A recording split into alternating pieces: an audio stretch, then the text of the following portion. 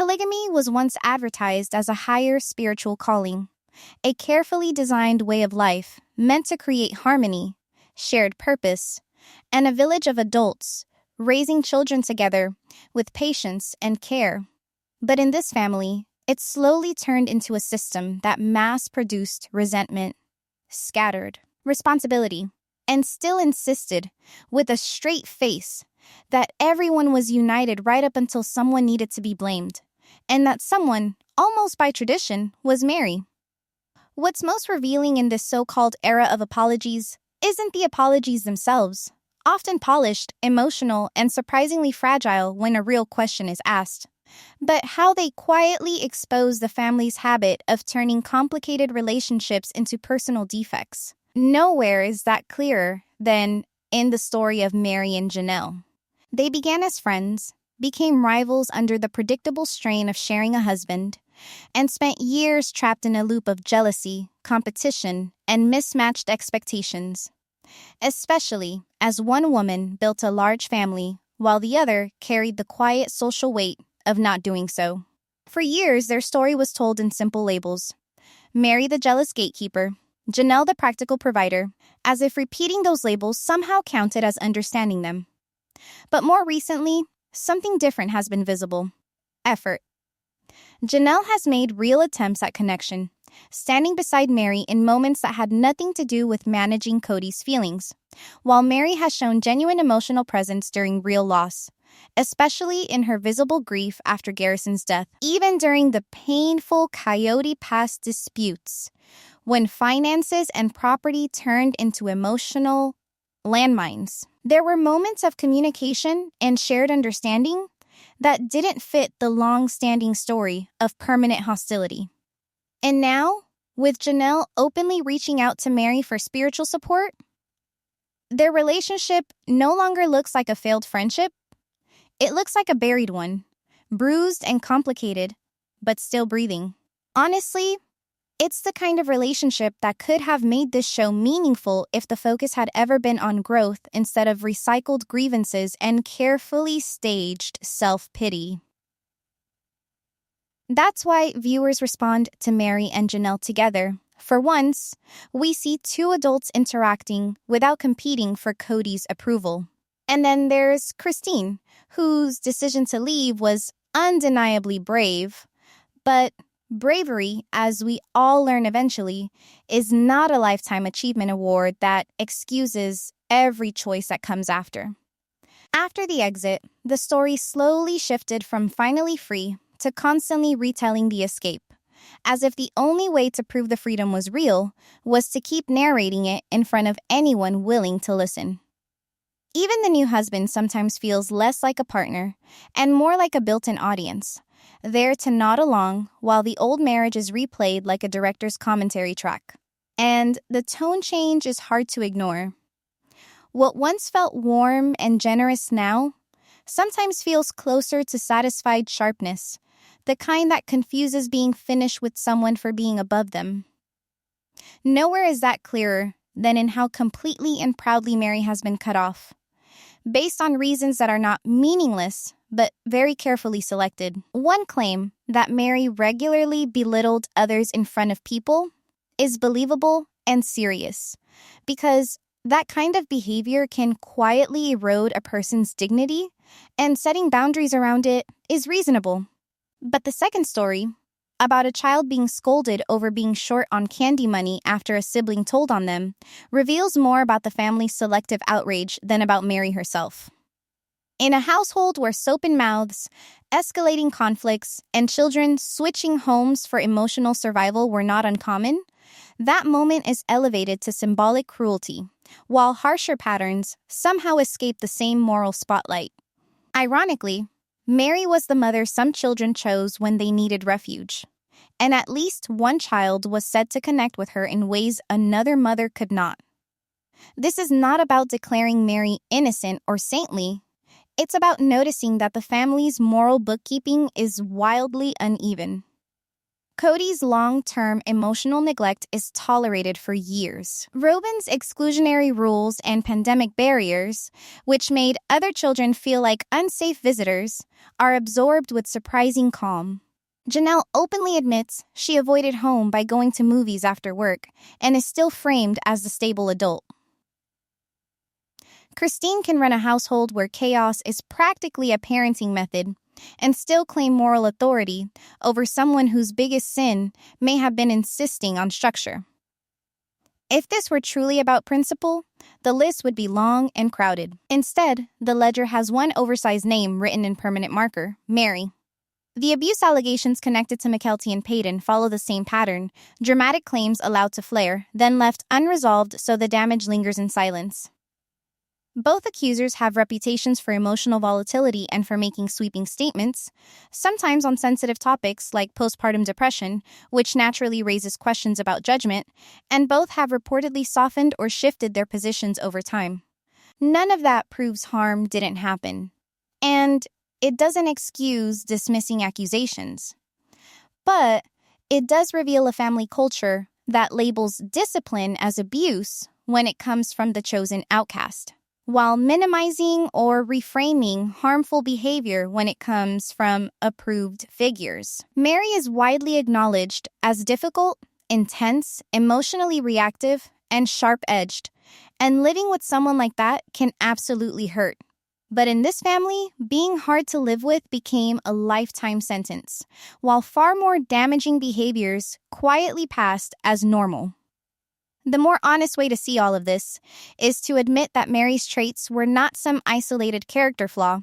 They were symptoms of a much larger, unhealthy system. This family didn't just have individual problems, it built a whole ecosystem of dysfunction. Christine leaned into chaos and emotional performance, Janelle escaped conflict by avoiding it, and Meri responded by becoming rigid, confrontational, and controlling. In that environment, children were pushed into adult roles too early. Parenting shifted from moment to moment, and wives competed for approval in a structure that quietly rewarded loyalty over honesty. The real scandal isn't that nobody was healthy. The scandal is that the show keeps pretending only one person was unhealthy enough to matter. The clearest proof of the scapegoat pattern is how Meri's organization and strictness were reframed as cruelty. In a household that often functioned on disorder, structure itself became offensive. Rules were labeled mean, consistency became control, and boundaries were easily rebranded as emotional harm, especially when other adults benefited from supporting that version of the story. That's how a family creates a villain. Give the discomfort a name, blame it, and then use it as proof that everything else is fine. And Kody's role in this is central, not accidental. He made it emotionally safe to blame Meri. And in this family, safety usually means aligning with the man who controls affection, attention, money, and the narrative. The history between Janelle and Meri explains both the damage and the strange hope in their relationship. Janelle's path into the marriage involved being close to Meri's family, then pursuing Meri's husband under a calling that sidestepped the religion's own rules about wife approval. Add in private lunches, a wedding date nearly landing on Meri's birthday, and deeply personal domestic tensions, including awareness of the couple's intimacy, and you don't get sisterhood. You get lifelong resentment. And yet, here they are now. Two adults who may finally be willing to let go. Not because the past wasn't painful, but because they understand what decades of holding onto it actually costs. Coyote Pass, of course, is the fire Kody will use to keep those wounds open. Because he doesn't resolve conflict, he manages it. That's why the apology tour feels less like true repentance and more like image control. It wants the reward of remorse without paying the price of accountability. There is plenty of gentle language about broken marriages, but far less courage when it comes to the deepest damage of all: the broken relationships with the original 13 children. And time after time, the wives point to the same unfinished work. Repairing those bonds with the OG 13. Again and again, Kody tries to shut the conversation down. insisting that the children only turned away because their mothers poisoned them against him, rather than because of his own words, spoken clearly and repeatedly on national television. He has publicly announced that he never loved certain wives, never found them attractive, and was simply enduring those marriages. And then seems genuinely confused that his children did not receive that as a touching tribute to their mothers. This isn't denial as an emotional reflex. It's denial as a strategy. Even more convenient, the story sometimes shifts the blame to polygamy itself or to reality TV, as if the man at the center had no control over his choices or his voice. And notice how quickly talk about the kids becomes off limits the moment the storyline risks changing from wounded husband to failed father. That, in one sentence, is the apology tour. Romance gets apologies, parenting gets excuses. This is where Meri unexpectedly becomes one of the most interesting figures on screen. She refuses to perform the emotional labor the tour quietly demands. In scene after scene, Kody tries his familiar methods, steering the tone, guiding the emotional outcome, pressing for the reaction he wants, and instead meets something he isn't prepared for. A Meri who does not take the bait. Even his small controlling gestures, the facial cues, the subtle pressure to comply, the suggestion that she should simply be grateful for what she's given, are met not with anger or pleading, but with calm silence. It isn't flashy drama. It's the kind of quiet moment where real power actually shifts. The comment that she should be happy is especially revealing. It isn't just rude. It's instructional. It frames fairness as a favor, not a right. It suggests her claim is optional, even after years of contribution to the family's financial foundation. Her skepticism about property division isn't paranoia, it's memory. There is a growing belief that Kody and Robyn benefited from a return to an older pattern, where the original wives subsidized a lifestyle that increasingly centered on the monogamous pair. Robyn's statements about making things more fair land poorly against the widespread perception that real fairness would require far more sacrifice from her and Kody than they have ever offered. And the money questions don't end with Coyote Pass. The Flagstaff years opened their own quiet audit. Meri was denied family support for the B&B and told to solve it alone, while Kody's business failures absorbed shared resources. Later, Christine purchased a home before selling the Vegas house, which raises practical questions about down payments, equity, and how those choices affected Janelle and Meri. Were family funds used? Was it ever reconciled? And if so, why has none of this carried the same moral weight as Meri's alleged personality flaws? And then there is Robyn, once edited as the gentle spiritual ideal of plural marriage, now increasingly seen as a woman realizing that winning also means living full-time with the man she helped separate from everyone else. Lately, even Robyn's facial expressions seem to tell a story the confessionals can't fully control. Fatigue, quiet unease, and a noticeable fading of the confidence she once carried so easily. In the old setup, she benefited from scarcity. Sharing Kody allowed her to stay coy, to compete, to keep desire alive through distance, and to present herself as the misunderstood favorite in a crowded story. Monogamy removes all of that illusion. Now the prize is home full-time, and the fantasy of polygamy as a carefully managed experience, most of the benefits, little of the burden, has collapsed. This is where interpretations start to split. One view is that the mask has slipped, revealing a version of narcissistic injury that is carefully controlled on camera and less restrained in private.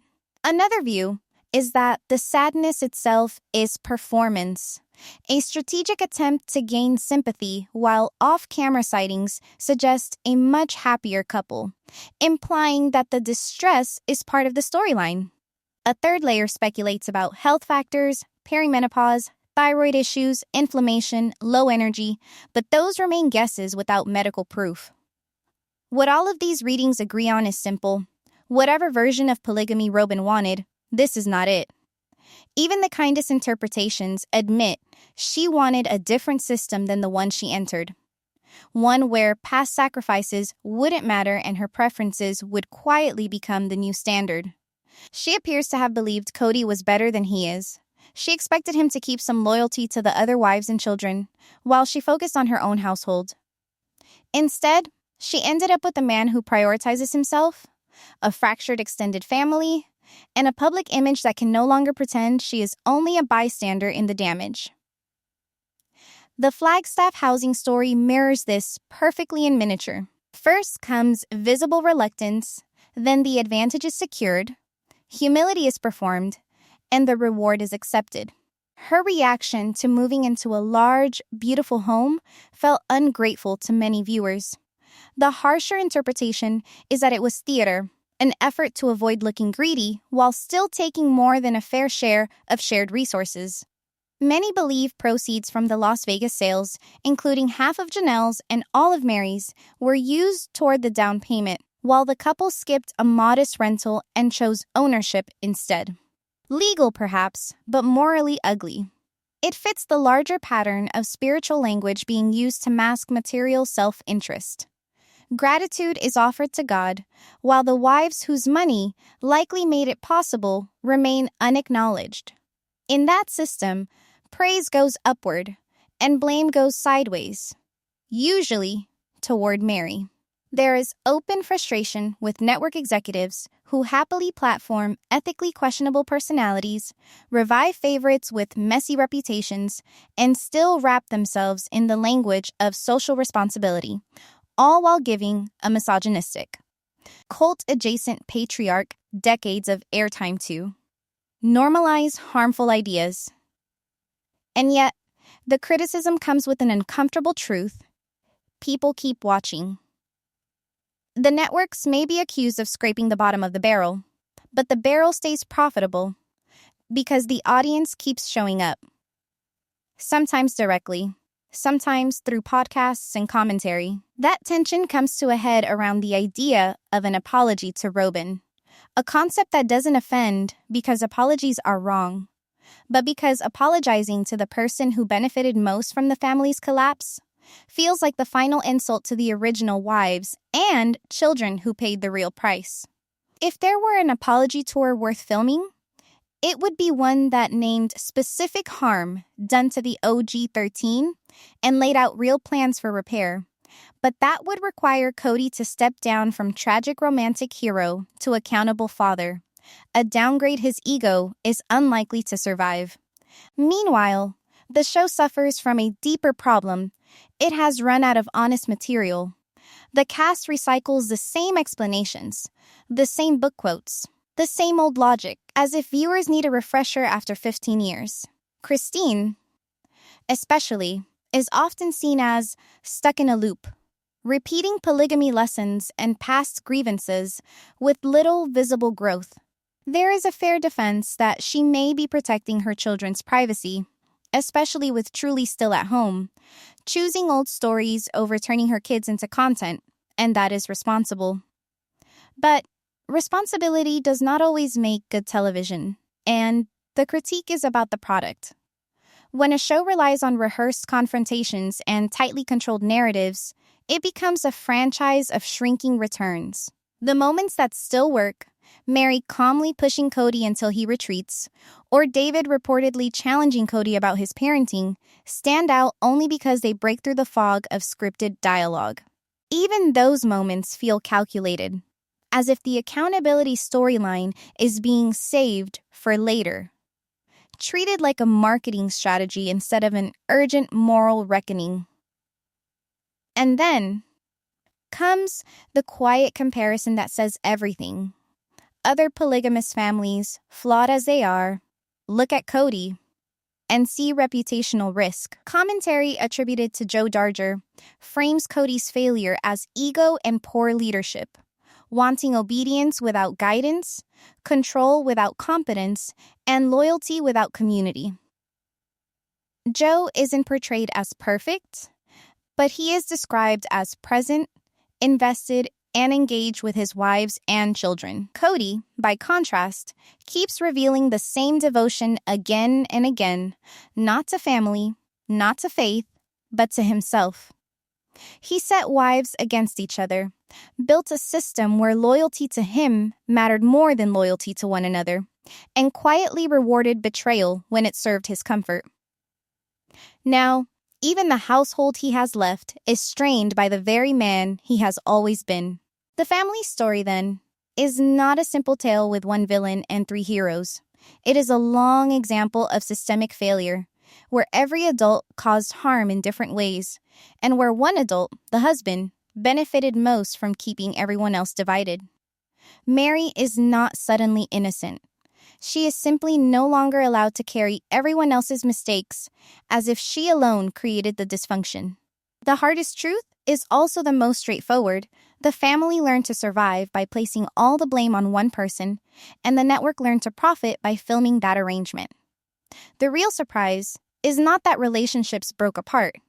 The real surprise is that any relationship at all, especially the complicated, bruised, but possibly repairable connection between Meri and Janelle, has managed to survive.